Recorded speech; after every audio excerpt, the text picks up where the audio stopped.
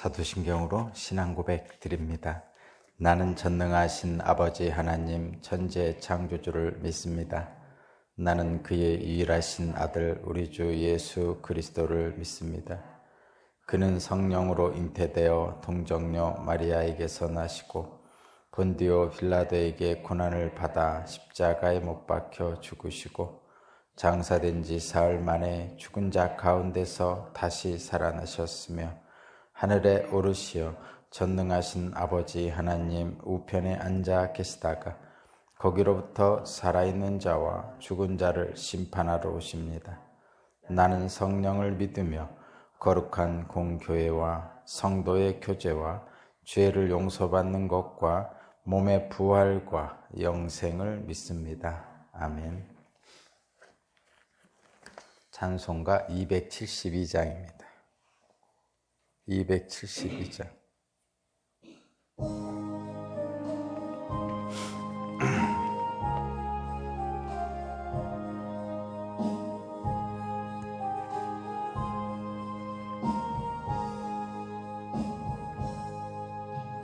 고통의 멍에 벗으려고 예수께로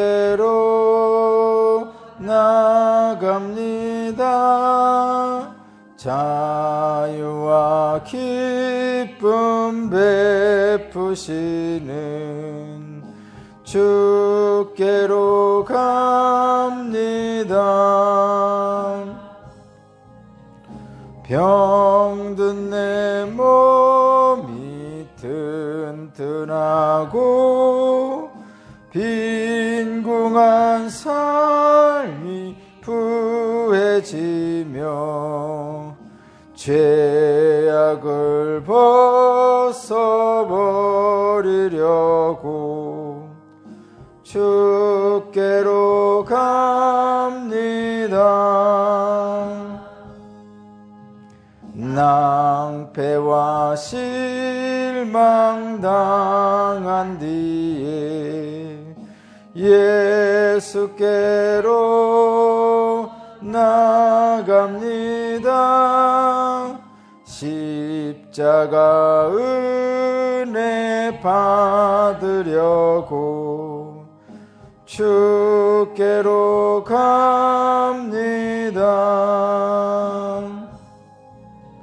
슬프던 마음 위로받고 이 생의 풍파 찬잔하며 영광의 찬송 부르려고 주께로 갑니다.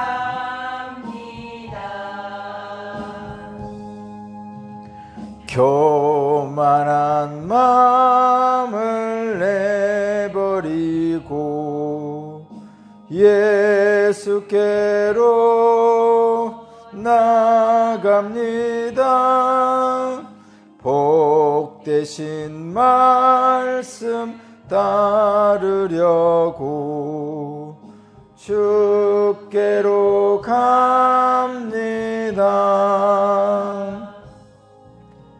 실망한 마의 몸 힘을 얻고 예수의 크신 사랑받아 하늘의 기쁨 맛보려고 주께로 갑니다.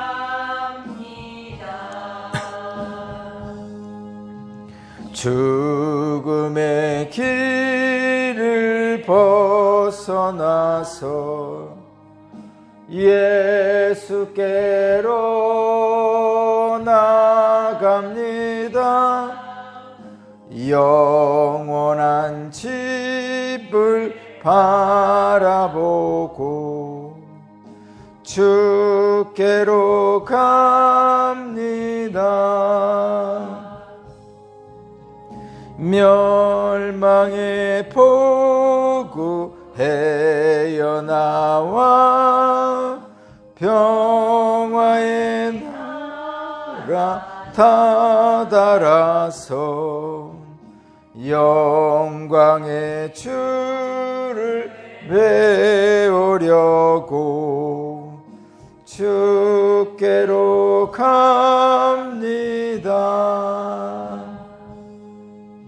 아멘.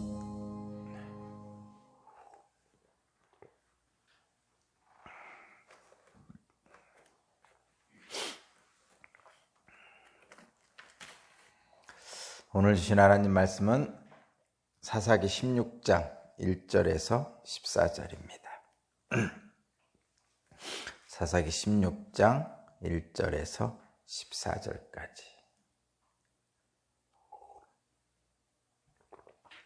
제가 봉독하겠습니다. 삼손이 가사에 가서 창녀를 하나 만나 그의 집으로 들어갔다.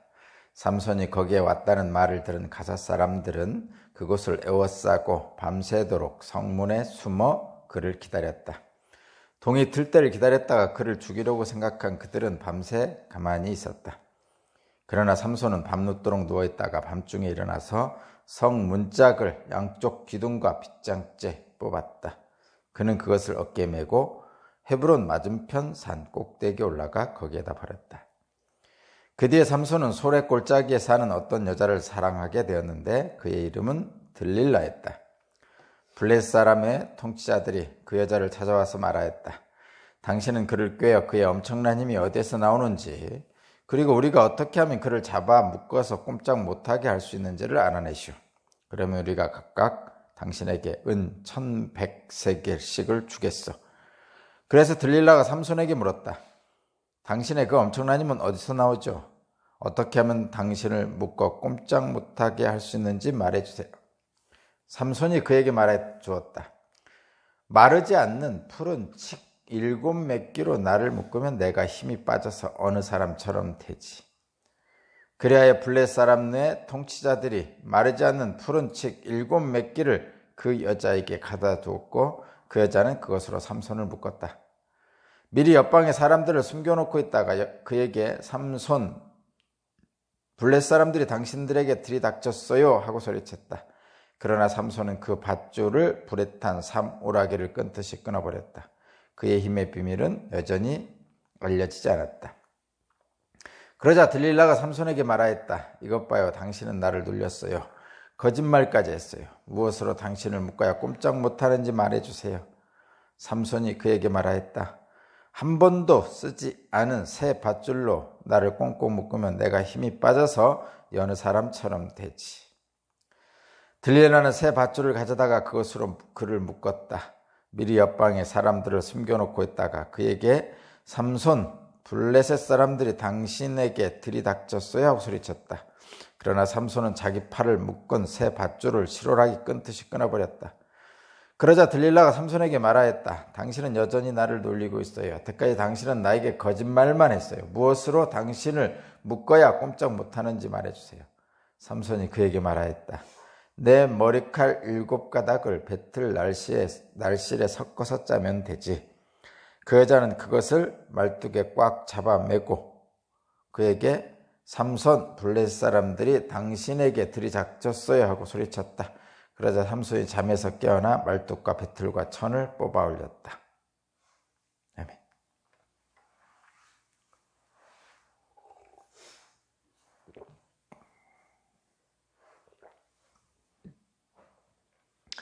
네, 오늘 말씀의 제목은 반복되는 죄의 유혹입니다. 반복되는 죄의 유혹.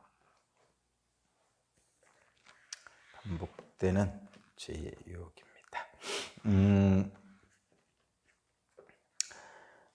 삼손 때문에 많은 고통을 받는 사람들이 있죠. 블레셋 사람들입니다.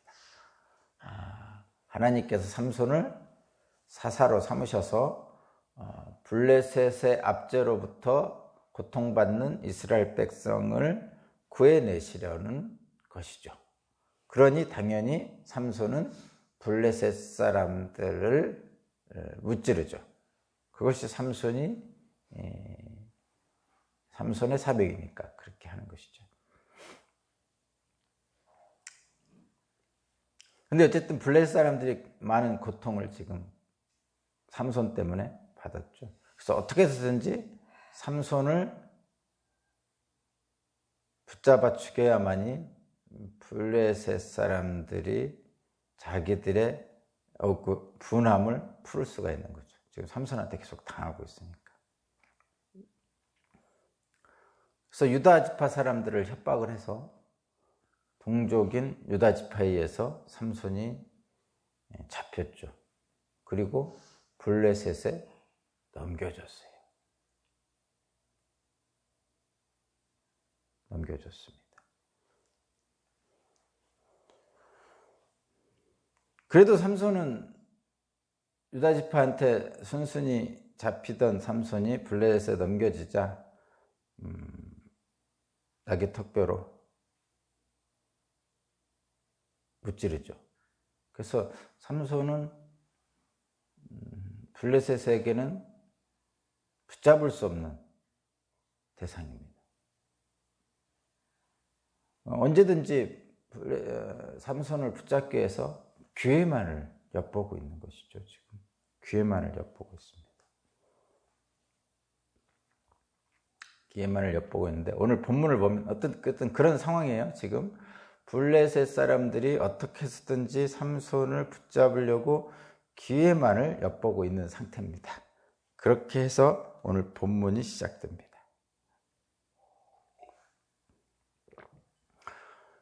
블레셋 사람들이 그렇게 삼손을 잡으려고 기회만 엿보고 있는데 삼손은 그런 것은 아랑곳하지 않고 계속 블레셋 지역으로 들어가죠. 오늘도 그렇습니다. 먼저 16장 1절을 보면 삼손이 가사에 갔습니다. 가사라는 것은 블레셋 지역 아주 깊숙한 지역입니다. 블레셋 지역 깊숙한 가사에 가서 뭘 했냐면 기생집에 들어가서 창녀의 집에 들어가서 거기서 먹고 마시고 잠을 잤죠. 그러니까 가사에 왔으니까 가사는 블레셋 사람들의 동네라고 그랬잖아요. 그러니까 그 가사에 있는 블레셋 사람들이 어떻게 하면 삼손을 잡을까 하고 기회를 엿보고 있습니다. 그래서 성문 쪽에 밤새워 기다리고 있어요. 밤새워 기다리고 있어요. 근데 이제 이 삼손은 그걸 눈치챘죠. 그래서 밤새 자고 있다가 이제 한밤중 정도 됐을 때 나와가지고 그 블레셋 사람들이 숨어 있는 성문 근처에 가가지고 성문을 아예 떼가지고 어깨다 메고 갑니다. 성문을 떼가지고 어깨다 메고 가서 거기 보니까 헤브론 맞은편 꼭대기에 버렸다고 그렇게 돼 있잖아요. 가사하고 헤브론하고는 몇십 킬로 떨어진 먼 거리인데 그거를 들고 간 거죠. 근데 한마디로 말해서 폼쨘 거죠. 자신의 엄청난 힘을 그 숨어있는 블레셋 사람들에게 과시하는 거죠. 성문짝을 떼가지고 들고 가는 그 모습을 본 숨어있던 성문 근처에 숨어있던 블레셋 사람들이 볼 때는 대단한 거죠. 그래서 어쨌든 자기 힘을 과시한 거예요. 근데 이게 하나님이 주신 은사를 이렇게 막 써도 되나 싶을 정도로 지금 막 쓰고 있습니다. 자기 힘의 과시를 해서 쓰고 있죠. 그러고 나서 이제 또 후에 또 한 사건이 있는데 또다시 여인과의 문제입니다. 우리가 잘 아는 들릴라와의 관계인데 이 들릴라는 소래골짜기에 사는 여인입니다. 물론 블레셋 여인이죠. 근데 삼손이 어쨌든 이 여인을 또 사랑하게 됐습니다. 삼손이 들릴라를 사랑하고 있다는 소식을 들은 블레셋 사람들이 다시 그를 잡을 기회를 엿봅니다. 기회를 엿보죠. 그래서 기회를 엿보고 있는데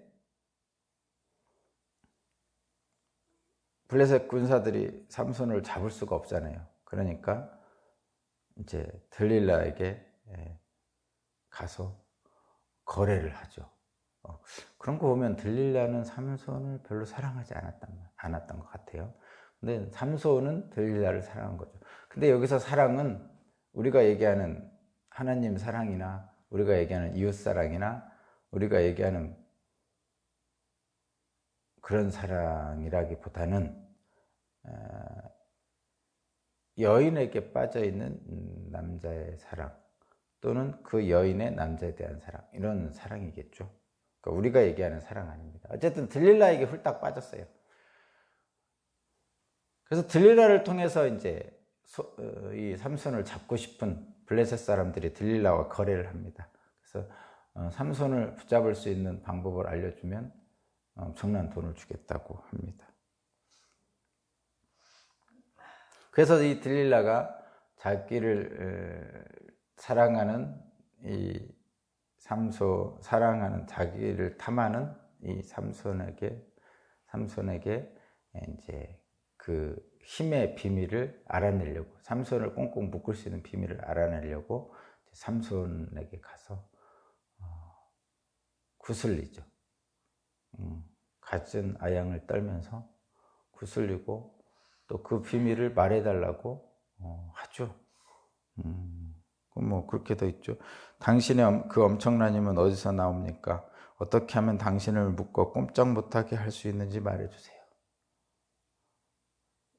근데 여기에 이런 말 한다고 말한다는 게 좀 상식이 안 맞는 것 같지만 사실은 둘 간의 관계를 한번 잘 생각해 보세요. 둘만 있을 때 이렇게 얘기할 수 있죠. 사실 우리는 미리 들릴라가 악한 감정 가지고 했다고 전제를 하면 이 말에 바보같이 삼손이 왜 넘어갈까 이렇게 생각할 수 있는데, 한번 그런 생각하지 말고 들릴라가 악한 생각을 했다 하지 말고 그냥 둘이 그냥 남녀간에 좋아하는 사이라고 생각해 보세요. 그럼 둘이 딱 만났어요. 데이트하고 있어요. 그럴 때 이렇게 얘기할 수 있죠. 당신의 그 엄청난 비밀은 어디서 나옵니까? 어떻게 하면 당신을 묶고 꼼짝 못하게 할 수 있는지 말해주세요. 이게 뭐죠? 그런 거 얘기해달라고죠. 우리 비밀이 없어야 돼. 막 하면서 얘기하죠. 남녀 간에 서로 그런 얘기를 하죠. 비밀. 당신의 아픔이 뭐예요? 당신은 어떻게 살아왔어요? 내가 당신의 아픔을 보듬어 줄게요. 뭐 이렇게 하죠. 남녀 간에. 안 하나?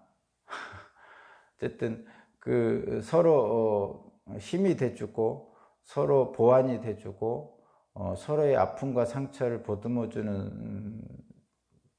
주겠다는 마음을 가지고 남녀 간에도 그렇게 서로 얘기하죠. 둘이 손 꼭 붙잡고 얘기를 하잖아요. 그래서 혹시 당신이 아픔이 있으면 말해주세요. 이렇게 얘기할 수 있는 거죠. 또 여기에는 또 하나 이런 생각도 가질 수 있죠. 굳이 얘기하면 당신이 나를 떠날까 겁나니까 당신이 나를 떠나지 않도록 내가 무엇을 해야 되느냐, 뭐 이런 얘기도 할 수 있고 그런 거죠. 그냥 그렇게 보면 이게 그렇게 뭐 엄청난 사탄 마귀의 유혹같이 들리지 않는단 말이죠. 그렇죠. 그렇게 들리지 않습니다. 두 번째 말도 똑같아요. 10절이 두 번째 말이거든요. 이것 봐요, 당신은 나를 놀렸어요. 거짓말까지 했어요. 무엇으로 당신을 묶고 꼼짝 못하는지 말해주세요. 이게 징징 짜는 거죠. 지금 울고 당신 나를 못 믿는군요. 그 부부간에 제일 많이 하는 거예요. 나 못 믿어? 뭐 하면서 얘기하죠. 나 못 믿어? 부부간에 제일 힘든 것이 의처증, 의부증 뭐 이런 거잖아요. 어쨌든 나 못 믿어? 나 못 믿어서 말 못하는 거야? 그러면 그거 참 말 안 하기 어렵죠. 또 세 번째도 그렇게 하겠죠. 13절. 당신은 여전히 나를 놀리고 있어요. 여태까지 당신은 나에게 거짓말만 했어요. 무엇으로 당신을 묶어야 꼼짝 못해. 당신은 왜 맨날 나한테 거짓말만 해? 뭐 이러면서 징징 짜면은 이거 쉽지 않죠. 응? 자, 마지막 네 번째 이 들릴라가 이제 그 하는 말이에요. 마지막 네 번째가 15절, 내일 건데 15절. 당신은 마음을 내게 털어놓지도 않으면서 어떻게 나를 사랑한다고 말할 수 있어요? 이렇게 세 번씩이나 당신은 나를 놀렸어요. 이렇게. 나 사랑한다면 당신이 그럴 수가 없어. 뭐 이렇게 하는 거죠, 지금. 점점 이제 세지죠. 그러면서 막 울었겠죠. 당신은 나를 사랑하지 않는 것 같아. 난 이제 당신을 떠날 거야. 뭐 이렇게 하면서 계속 하는 거예요. 근데 이 지금 들릴라와 삼손 간의 대화는 일상적인 연인들 사이에도 늘 있는 겁니다. 별로 다르지 않아요, 솔직히. 우리가 들릴라가 악한 마음을 가지고 있다고 생각하고 들으니까 그런 생각이 들고, 또 이런 들릴라의 유혹에 삼손이 왜 넘어갈까 뭐 이러는데, 사실은 우리들 일상생활에서도 이렇게 이런 일들이 다반사로 이루어지고 있다는 거예요. 특별한 게 없어요. 그냥 일반 사람들이 사는 모습이죠. 다만 거기에 하나님의 일을 어긋나게 하는 것이 들어있기 때문에 멸망으로 간다는 거죠. 그렇습니다. 욥의 아내도 그랬죠. 욥의 아내도 그랬잖아요. 욥과 욥의 아내가 자녀도 잃고 재산도 다 잃고, 심지어는 욥이 발끝부터 머리끝까지 종기가 나서 진짜 재 위에서 기왓장으로 득득 긁고 있을 때 돼지가 와서 개가 와서 그 상처나는 데를 핥을 정도로 그렇게 형편없어지자 그 아내가 분노가 일죠. 진짜 하나님이 살아계시면 이럴 수 없어, 이런 생각이 들잖아요. 그러니까 남편에게 얘기하잖아요. 그 아내가 당신 하나님 원망하고 차라리 죽자 이렇게 얘기하죠. 근데 그 아내는 그런 말 할 수 있죠. 한번 생각해 보세요. 10명이나 되는 자식을 둘째 다 잃어버리고, 그 많던 재산을 다 잃어버리고, 남편마저도 저 지경인데 살 힘이 있겠냐고. 그래서 우리 같이 죽읍시다. 그런 거죠, 그게. 그게 그 아내도 그렇게 하죠. 똑같습니다. 그 아내가 뭘 그렇게 잘못했어요? 그 상황이면 그런 말 할 수도 있는 거지. 근데 그 안에 하나님의 일이 관련이 돼 있다는 얘기죠. 그러니까 저와 여러분들의 일상적인 삶 속에서, 부부 간의 관계 속에서도, 또는 형제 간의 관계 속에서도, 부모 자식 간의 관계 속에서도 일상적인 일들이 일어나고, 또 그 일상적인 일들 속에서 하나님과 관계될 수가 있다는 거죠. 그럴 때 우리는 어떻게 해야 되는가를 잘 생각을 해봐요. 그러니까 하나님 없이 살면 결과적으로는 이런 일들 속에서도 우리는 멸망의 길로 갈 수 있다는 것이죠.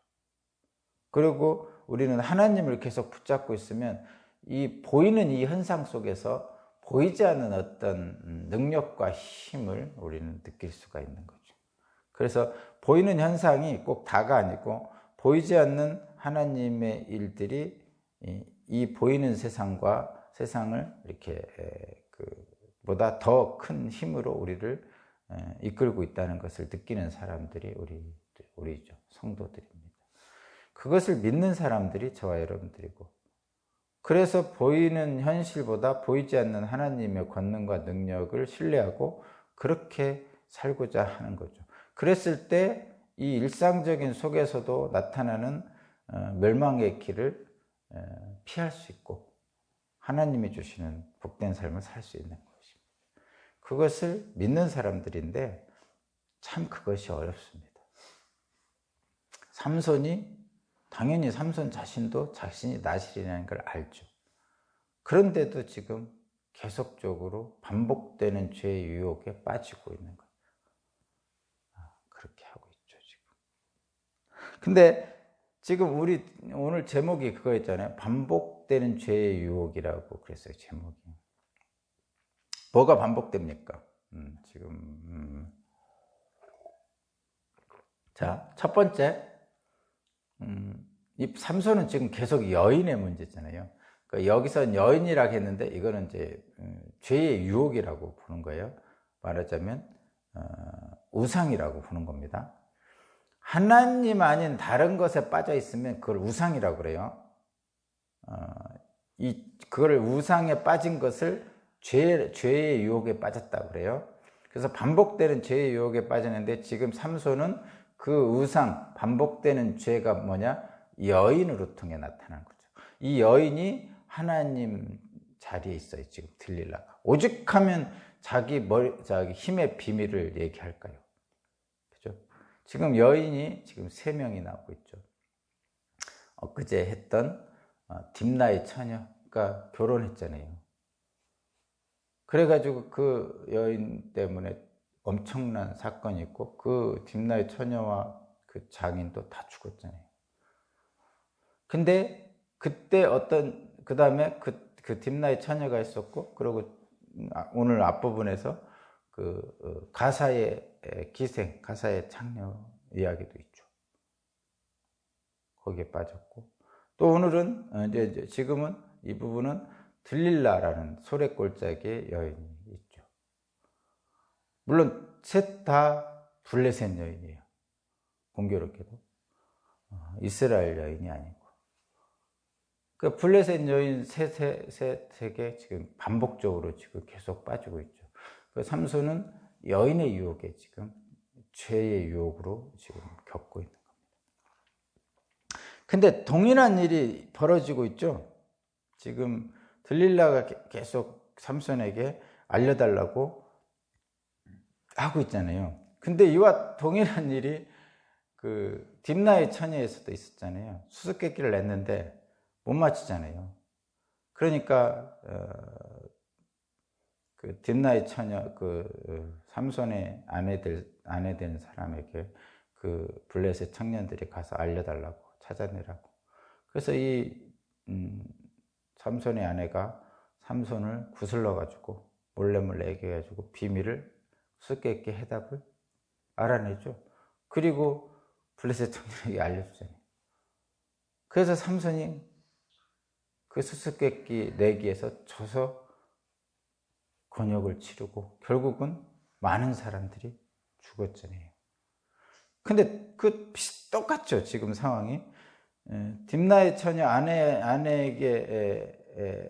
그 말해준 비밀, 수수께끼의 해답 한 것처럼 이 들릴라도 똑같이 그 일을 하고 있어요.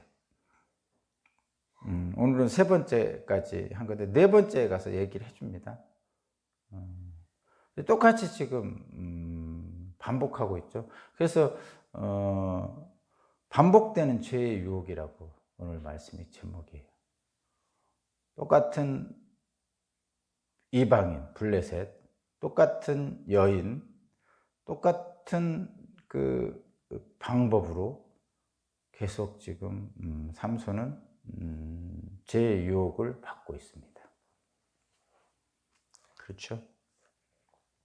근데 왜 그럴까요? 지금 우리가 이거 가끔 이거 답답하잖아요. 성경책 읽다 보면 답답해요. 답답하잖아요.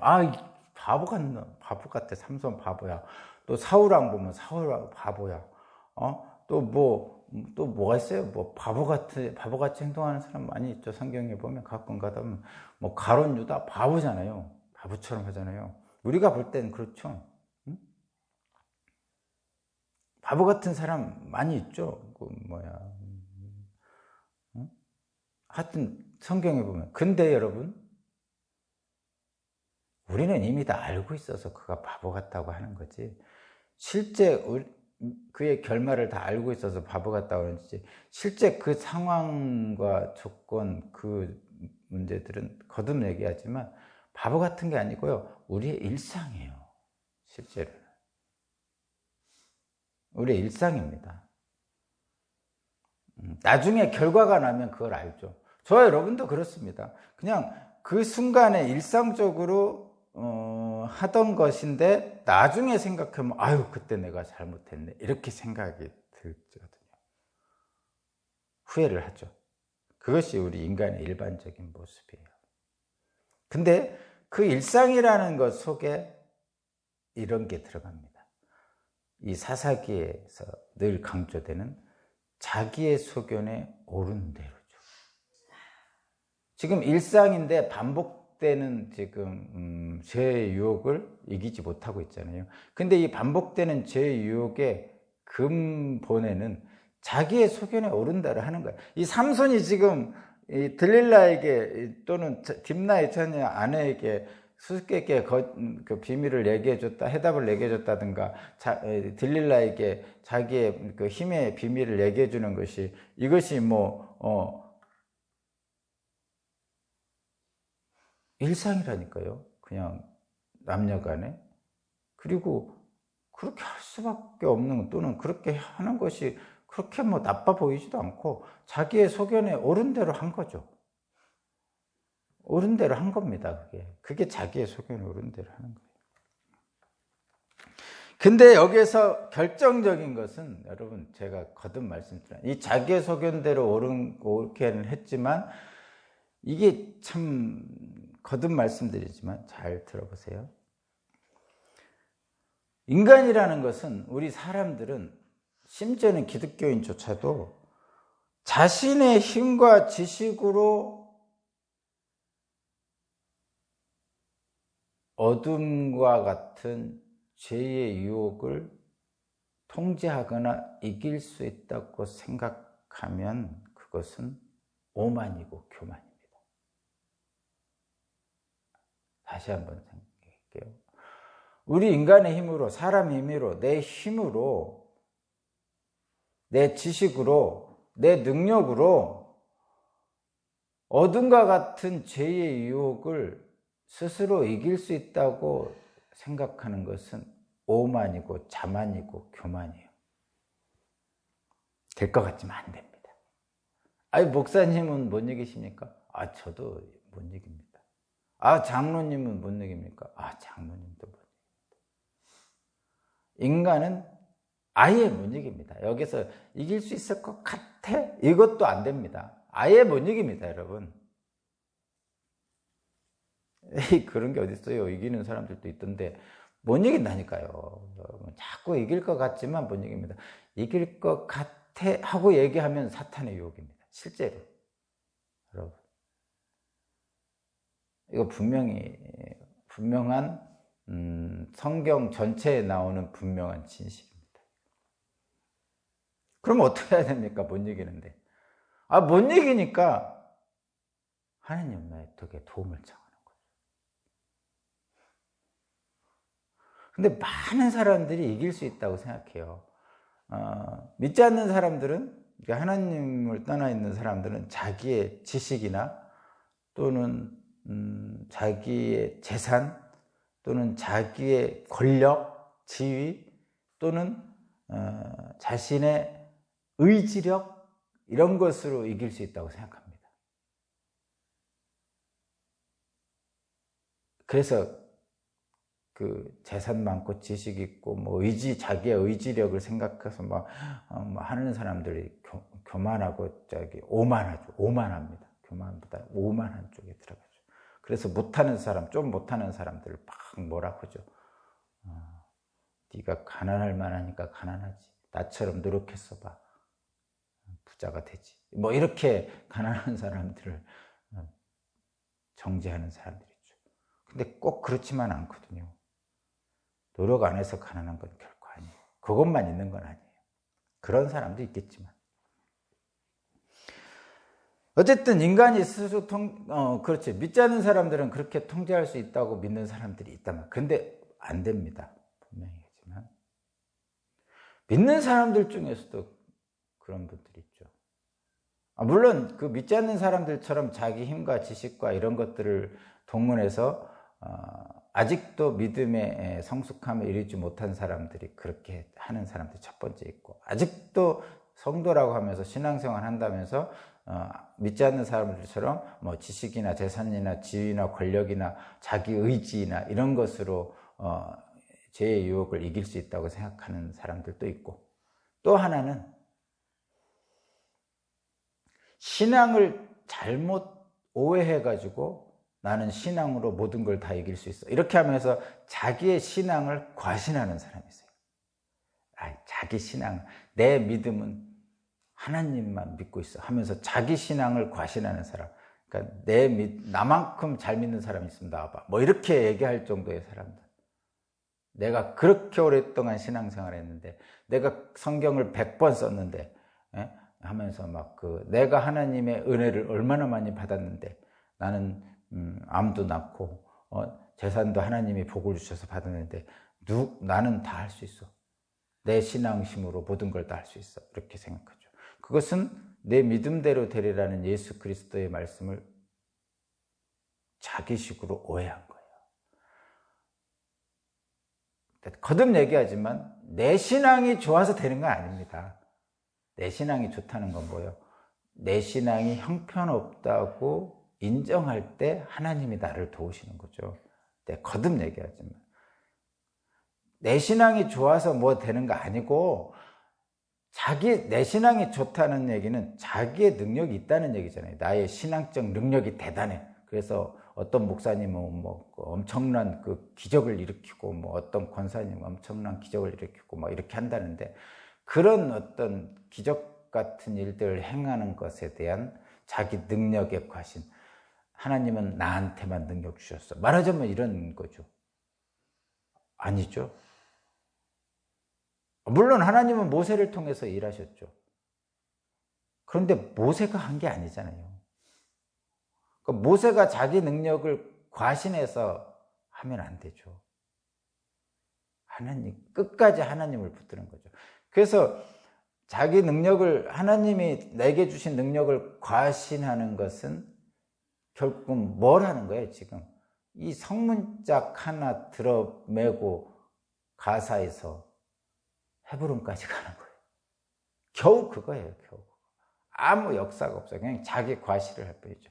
그러면 신앙적 과시도 마찬가지예요. 근데 진짜 신앙이 능력이 있는 사람, 진짜 성숙한 신앙인은 어떤 신앙이죠? 나는 아무것도 아닙니다 라고 고백하면서 늘 그 자리에서 하나님을 의지하는 거죠. 똑같은 자리예요. 그러니까 내가 신앙이 좋으니까 성직자면 대단히 높아 보이잖아요. 그런 높은 자리에 올라가는 게 아니고 늘 그 자리입니다.